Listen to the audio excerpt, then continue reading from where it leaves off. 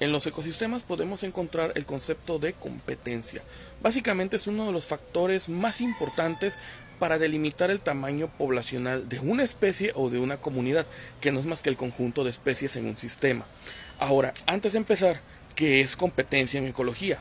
Bueno, la competencia no es más que un fenómeno o una interacción por medio de la cual varios organismos van a disputarse un recurso, la capacidad reproductiva, un nicho ecológico, etc.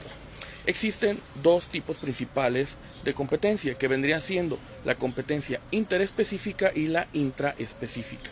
La intraespecífica es aquella en la cual los organismos dentro de una misma especie van a ser los que compitan, ya sea por recursos, capacidad de reproducción, etcétera.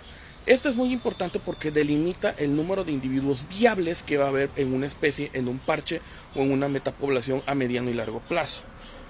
Un ejemplo muy interesante de cómo se da esta competencia es en algunos polluelos de aves rapaces, en algunos mamíferos, etcétera, donde literalmente se sirve el más apto, el más grande, y los otros van a comer las sobras. Entonces siempre van a haber unos más desarrollados que otros. También existe la interespecífica. En la competencia interespecífica ya hablamos de especies diferentes. Lobos, perros, por ejemplo, o tigres y leones. Ellos ya van a competir por un recurso o un nicho. Aquí se puede dar otro fenómeno del que voy a hablar después, que es el principio de exclusión competitiva.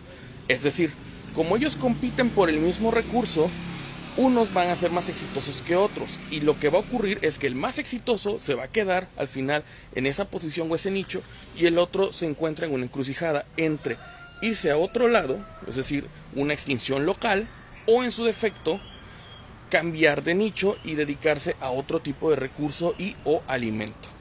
Es decir, cambiar completamente el nicho. Ahora, teniendo estos dos elementos podemos saber por qué las poblaciones jamás van a llegar a un crecimiento exponencial.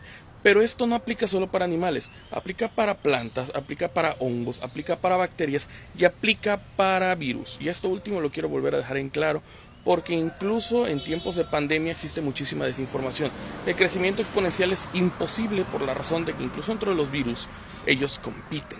Es decir, compiten, por poner un ejemplo, ahorita que están de moda los coronavirus, ellos compiten con paramixovirus, ortomixovirus, neumovirus, metaneumovirus y un montón de agentes virales, más bacterias, más protozoarios, más otros organismos que inducen respuestas inmunes en el hospedero. Ni siquiera tenemos que irnos a un ecosistema completo, incluso en un paciente lo podemos ver.